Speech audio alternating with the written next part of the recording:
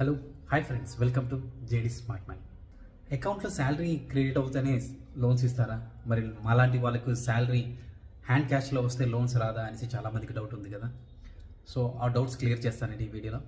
Friends, అకౌంట్లో salary credit కాకపోయినా సరే, అలాగే క్యాష్ శాలరీ వచ్చినా సరే మేము లోన్స్ ప్రొవైడ్ చేస్తాం అన్నమాట. బట్ పర్సనల్ లోన్స్ ప్రొవైడ్ చేయలేం, బట్ హౌసింగ్ లోన్స్ కానీ మోర్టగేజ్ లోన్స్ కానీ ప్రొవైడ్ చేయగలుగుతాం.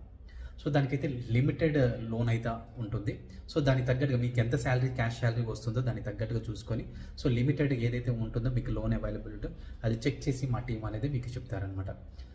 సో ఫ్రెండ్స్, అయితే దీనికి ఇంపార్టెంట్ థింగ్ ఏంటంటే మీకు మస్ట్ అండ్ షుడ్గా అయితే శాలరీ సర్టిఫికేట్స్ ఉండాలన్నమాట. సో శాలరీ పే స్లిప్స్ అయితే ఉండదు. సో క్యాష్ శాలరీ వాళ్ళకి సో శాలరీ సర్టిఫికేట్ అనేది ఉండాలి. సో మీ కంపెనీలో శాలరీ సర్టిఫికేట్ తీసుకున్నట్లయితే మీకు లోన్స్ అయితే ప్రొవైడ్ చేయవచ్చు అనమాట. దీని గురించి మరిన్ని ఇన్ఫర్మేషన్ కావాలనుకుంటే మీకు డిస్ప్లేలో కనిపిస్తున్న నెంబర్కి అయితే కాల్ చేయండి.